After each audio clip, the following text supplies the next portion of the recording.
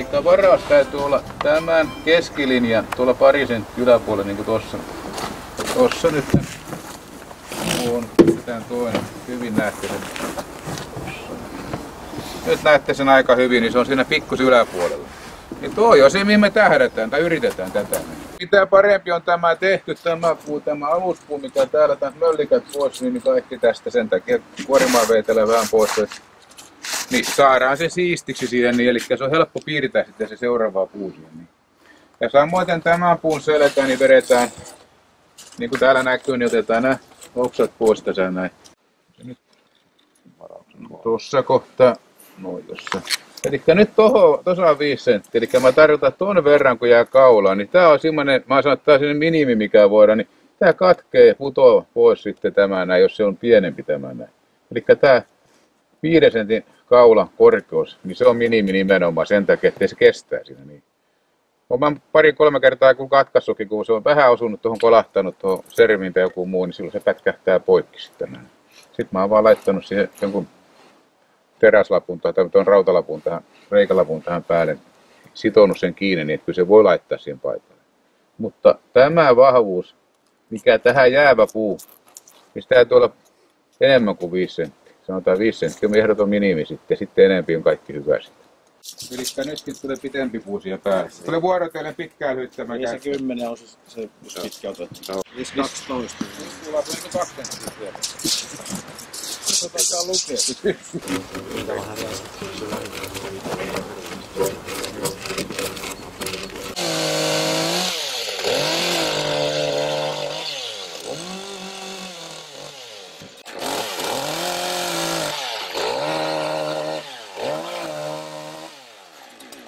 Täällä ei ole mitään muuta merkitystä tällä näin. Ettei se putoa täältä ja niin pois. Niin voidaan sanoa, että otetaan vähän nyt nurkkakorkeutta tässä. Mä pidän passia niin kuin suorassa ja Markus ottaa niitä. 106. Joo.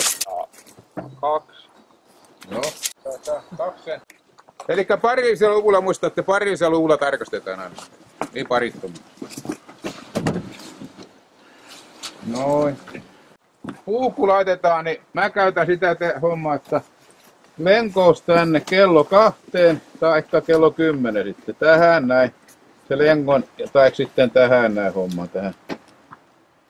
Kello 10 tai kello 2. Näette se tätä seuraltaa puuta ja huomaatte se, missä se lenkon, karkean lenkon paikka. Hakekaa se, missä on niitä lenkoa. Sitten panet siihen päähän nuolen, mikä on korkean kohta. Nyt me tiedetään, missä on lengon paikka. Nyt te on haette tuon lengon laitatte osoittamaan. Silloin kello mihin suuntaan? 10 justiinsa. Eli vielä täytyy kääntää vähän. Nyt se on tosiaan hyvä pitää, kun tuo kolo on, se pyöri tuossa kolossa hyvin. Nyt me yritetään hakea sitä, että tämä väli olisi mahdollisimman tasainen täältä. Nyt jos Markus käännättää sinne ylöspäin, se lenkoos, niin huomaatte. Eli tämä rupeaa nyt nousemaan, niin tämä väli kasvaa tässä näin. Mutta on paljon, tässä joutuu tekemään tänne suuremmat kolot ja tässä joku pieni varaus, niin se nyt sivuuttaisi suoruus kyllä tällä paremmin. Joskus joku kääntää sen tämän kello 9, kun mä käännän tuonne kello 10. Ja nyt on ylöspäin, ulospäin välillä. Sen takia se on 10 tai 2, kun se on ulospäin. Aina ulospäin. Eli nämä nyt on vaan, aina sovitaan niin, että se laitetaan hieman tänne ulospäin kääntymään tämä puu. Ja tämä osa, mikä on tässä, niin tätä yritetään saada mahdollisimman suoraksi. Niin se on se homman nimi. Ja meillä on nyt tarkoitus saada tuo puu tuonne lepäämään toisen selkään tiiviisti. Niin eli täältä katsotaan, että mä sanon, että sentti jätätte sentin varaa tuohon. Ja perustelen nyt sen takia, että jos täällä on joku möllikkä, ettei se jää sen päälle makaamaan täältä näin. Sitten mä piirrän sen näin. Eli mä laitan tän suoraan tähän näin. Tämä on taas suora. Tää ei saa käännellä minnekään. Lähden tulemaan tuota keskeltä niin kuin vähän noin. Sitten mä vedän täältä alhaalta. Täältä näin. Ja aina pitää olla täällä harpin takana. Niin kuin näette, minä olen täällä samalla linjalla koko aika täällä näin. Ja taas mä siirrän tänne näin. Mä en ole niin hyvä, että mä en pystyisi täältä kääntämään. Mä oon opetellut 30 vuotta ja en ole oppinut työssä tähän. Täältä lähdetään tuomaan passi. Tulkaa katsomaan täältä kulmasta. Täältä kulmasta. Eli nyt sä näet mut, kun mä vähän menen sivulle. Katsokaa nyt, niin mä olen täällä, mahdollisimman kaukana täällä. Siis kädet melkein suoraan mulle, mä lähden täältä tulemaan, niin mä näen täältä. Tämän mä näen, tuon mä näen ja tänne. Jos mä teen tästä, mä näen näitä kaikkia. On tänne taakse. Täällä tänne hyvä ote. Ja muistakaa, tää on se tärkein homma nyt tässä vaiheessa. Piirretään niin, että ei tule yhtään. Niin kuin noin. Tossa vaan tuosta röpinä paikkaan. Taas mä menen tänne harpintaan ja samalle puolelle, missä puu on, niin aina piirretään täältä nurkan sisäpuolelle. Ei koskaan mennä ylitse täältä piirretään. Oma välinsä kummallekin puulle. Niin.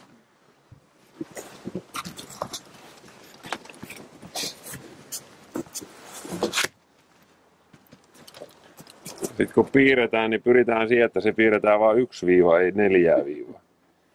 Nyt meillä on 2 tyyliä. Eli mä teen niin sanottu viipaletyylille, eli mä vedän täältä tämmösiä 1-2 kappaleita, näin kappaleita pois. Ja kun lähdetään sahaamaan, niin sahataan niin, että syötetään tästä ja menee tonne niin kuin syvemmälle, niin kuin kananpesä, koska sitä otetaan vielä sitten pari senttiä, se lähtee kovin paljon, mutta täältä se lähtee nyt 3 senttiä, 4 senttiä täältä pois. Ja otetaan heti jo reippaasti syvälle se homma. Sitten Markus tekee niin sanotusti pesäpallomalle, eli pesäpallo kun koripallon, eli ottaa täällä, pistelee täältä näin ja ottaa. Silloin jos on isoa puuta kyseessä, tämmönenkin puu, niin silloin se on nopeampi, ehdottomasti.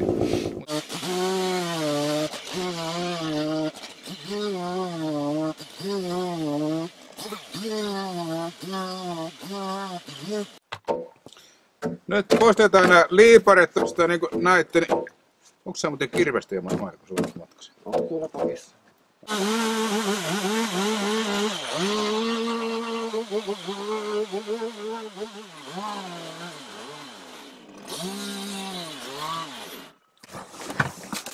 Elikkä koko ajan pitää heilua toi saha pitää heilua, ja niin kuin huomasitte sieltä, niin mä käytin sitä, että mulla on koko ajan tuolla vahvalla jalkalihaksella.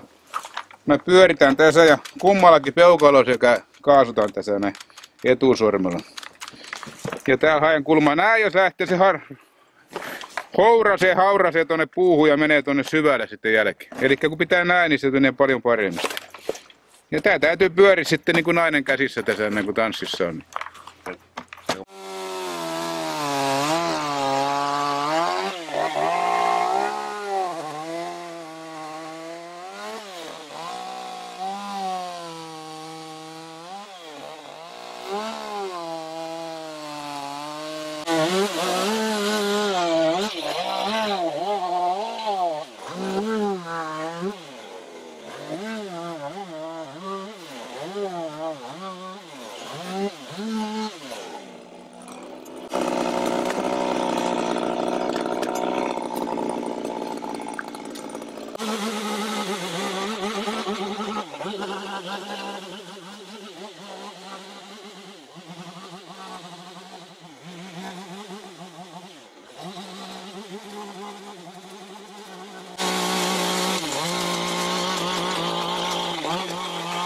Niin huomaatte, kun mä käytän tää moottorisaa, niin mä käytän tätä eri kulmia tässä näin.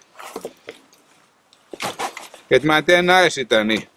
Ja tästä täytyy rutkuttaa sitä kaasua. Niitä on käynyt, että kaveri lyö tämä ja huurattaa sitä ja meikäläinen juoksee joku Hannes Kolehmainen apuun sitten juu. Et täytyy muistaa, rut, niin kuin hampaa saparo koko aikalla sitten sormisella niin. Tämä väli, mikä täällä on, niin meidän pyritetään saada tällä raakavarauksella, että tämä väli, mikä tässä on, niin tämä on samanlainen koko ajan. Eli me haettiin tuolta, kun oli tämä raja, toi, sanotaan särmä, mikä puhutaan särmästä, toi särmä. Ja se toisen särmän ero me haettiin siellä varauksessa, kun tehdään pelkkarakennusta, mutta tästä me haetaan täältä, missä on isoin rako täällä näin. Siinä on se kriittinen kohta. Sillä tavalla nämä eroaa nämä 2 asiaa.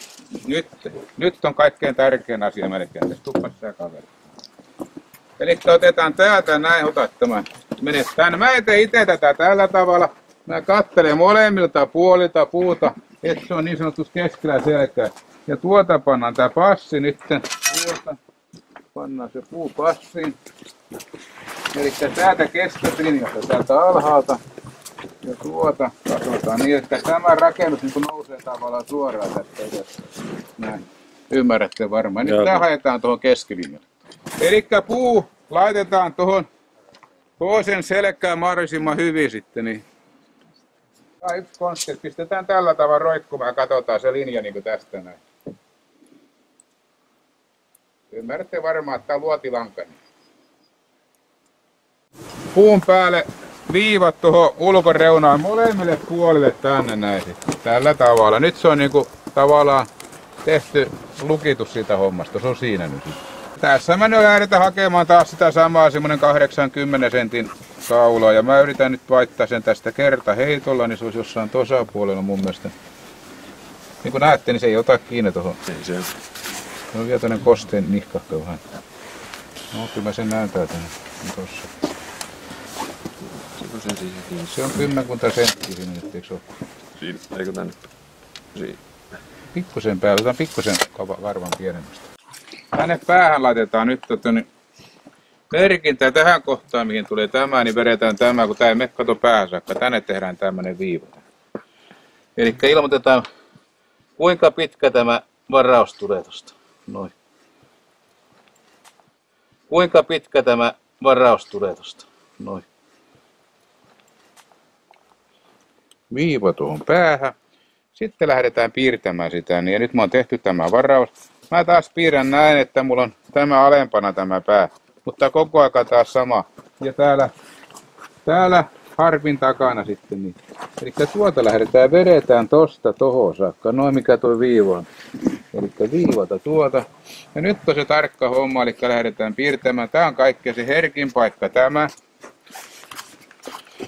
Tämä kohta, se herkin paikka, niin kuin näette, se jää näkyviin täältä. Tämä jää näkyviin, tämä osa. Niin se täytyy piirtää mahdollisimman tarkkaan. Ja siinä kohtaa, jos on tämä harppi jotenkin vähän vinossa, niin se kostautuu. Täällähän täytyy olla ja jättää sellainen puoli senttiä ylimääräistä tänne, että se pääsee laskeutumaan. Ja se, mikä menee tänne niin kuin salvoksen piiloon, niin sillä ei mitään merkitystä. Sehän niin kuin menee piiloon. Mutta se, mikä jää näkyviin, niin se täytyy hyvin tehdä. Täältä mä lähden taas katselen, että mä oon täällä kaukana. Kädet melkein niin kuin suoraan. Täältä lähdetään piirtämään. Ja toi täytyy katsoa, tämä tässä näin.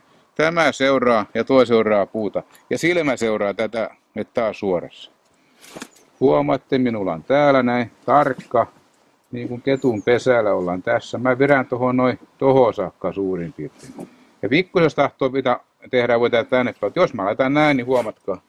Sen tulee suorastaan kauhean vähän. Ja nyt mä lähden täältä alhaalta, otan tämmöisen tarkan otteen. Lähden täältä tulemaan ja tulen ja mun pitää sitten nämä viivat kohdata toinen toisensa tossa. Se on melkein niin kuin millilleen vedettävä sun sitten. Eli tarkoittaa, että se on siinä ja siinä, että onko se negatiivinen tai positiivinen. Mutta tässä on nyt tämmöinen kolo, tuossa Markus tehnyt tuohon noin, niin se ei merkitse mitään, koska se lähtee pois tässä näin. Älkää alkaa niinku ollenkaan huolissa, vaikka tänne tulee joku horaus täällä näin, tässä raakavarausvaiheessa. Niin tämmönen on ihan, tää lähtee kaikki pois. Niin mä lähden täältä piirtämään nyt taas täältä näin ja piirrän, niin huomaatte, se jää ihan hyvin kaikki pois. Ja täällä kun on tämmöisiä möykkyjä, niin ne kaikki kertaantuu ne viat tuohon toiseen sitten. Mä kopioin sen alimmaisen puun tai ylimmäisen puun. Tulee täältä näin sitten näin. Ja täältä. Nyt on, kattokaa, tuossa on toi nappula. Nyt tää tulee, jos mä laitan sen näin, niin se makaa tuossa. Joku monta kertaa käynyt niin, että on kaverit vetänyt ja toi nappula on kiinni. Vaan mun täytyy tätä laittaa tänne päin niin paljon, että ei se ota kiinni toi rauta. Tappi tuohon noin sitten, toi ruuvi, millä kiristetään sitä. No kyllä Markus sen näkee. Näin. Tää lähtee ihan nollasta täältä. Ei yhtään tarvitse ottaa pois tuosta. Sitten katsotaan tuon kaikkeen paikkaan tullut. Eli mä yritän sanoa, että tällä ei ole mitään merkitystä, onko se täällä tai täällä näin. Mutta tällä on merkitystä tällä näin. Tää ei saa liikkua näin. Tää ei saa heilu edestakaisin, eikä saa näin päin. Nyt meillä on se tehty se piirros. Ja me ollaan nyt jo edetty aika hyvin tässä 100 senttiä tossa. Ja parhaimmillaan se on varmaan tossa 15. 400. Joo. Mä yleensä kun tekee mitä isompi puu, niin se aina etenee, se on täytyy olla tietynlainen. Ja nyt mä eilen sanoin sitä, kun tehdään tommonen pelkkahirsi, Markus tätä äsken sanoi, niin pelkkahirsi täytyy olla tietynlainen, siellä kovin syvällä se varaus, ettei se repe, ettei se aukea. Muistatte varmaan, kun on puhuttu. Nyt kun tehdään tämmönen pyöreä rakennus, niin tässä voi olla jo isompi tämä varaus. Se ei ole mitään merkittä, ei se halkea sitten eikä mitään, se on niin paha asia olla. Ja nyt mä teen aina ensilaukun, en mä tiedä mitä on jokaisella tyylinsä, minä teen niin, että mä teen ensilaukun nämä kupit. Sitten mä käännän puun ja vetävällä terällä aina sitten. Tää pohja ei ole tarpeeksi syvä, niin mä joudun nyt ottaan täältäkin. Mä teen viipaleita tähän. Ja sitten naputtelen tai hakkaan sahalla ne pois.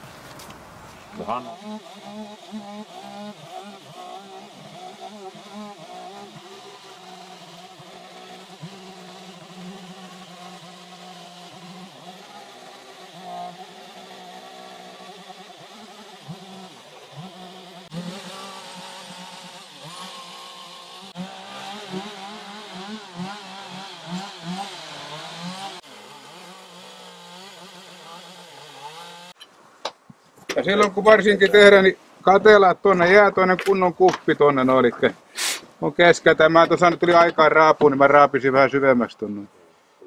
Näin, eli tohon, ja nyt kun mä oon sanonut, sinne pitää ne huulos jäädä tuohon pintaan, eli mä tarkoitan, että tuohon tulee tuonne terävä huulos.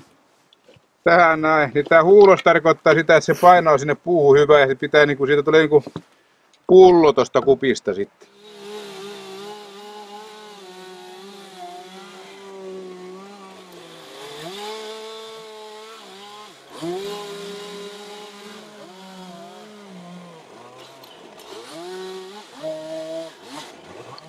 Toi kulmapuoli, eli ettei se saa kantaa täältä päästä. Ihan sama juttu kuin tuossa eilen teette löytnurkkaan, niin sinne pistettiin se puukon menevä rako sinne, se 2-3 milliä sinne, että se pääsee laskeutumaan.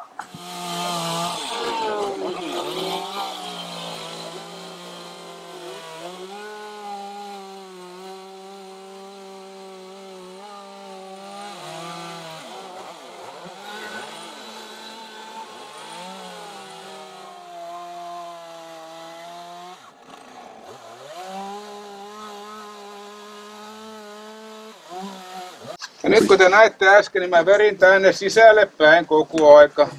Sisälle päin, samoin Markus sisälle päin, niin etu pärset tässä repii tänne näin, silloin se repii täältä näistä vaikka kuinka pituista. Heitetään tuohon päälle, me joudutaan pikkuset korjata, se kantaa, me käytetään termiä kantapaista nyt niin sanotusti tästä.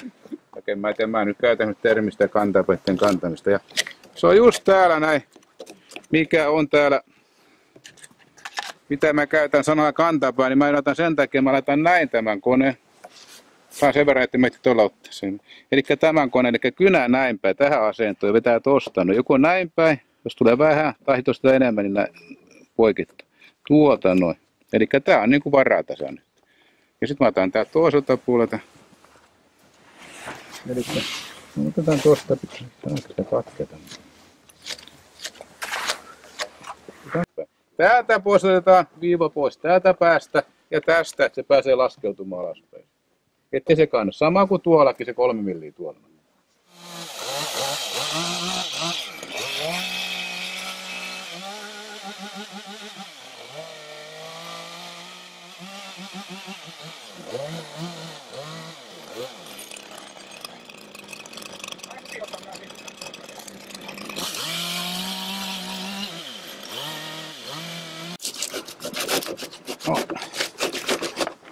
Ainakin loksahti. Nyt se lähtee. Tosta vielä vähän. Nyt kun se makaa tuolla tavalla, niin kuin sanotaan tuossa, ottakaa nyt sitä osaa, että tunnette sen kädellä, milloin se makaa hyvin, mulputatte erettävästi. Kun se ei liiku, niin silloin se menee hyvin. Eli tänne menee tää. Ymmärrätte varmaan mitä mä yritän nyt sanoa, että se pääsee laskeutumaan alaspäin. Ja täällä on vielä kuppi täällä alla sitten, ettei se kanna sitä alla. Ja sitten tehdään se Hannun testi, mikä on se mun se testi, eli täältä otetaan tämä puukko, niin se ei saa tuonne mennä tuonne koloon. Et jos taas on isompi tämä puu, niin se lähtee menemään tänne alaspäin. Puun valinta oli oikea. Samoin täältä päästä hyvin lähtee kaatumaan tuonne noista. Eli laskeutuu tänne alas. Seuraava puu, kun tulee tähän päälle. Ja tästä parempaa voi tehdä.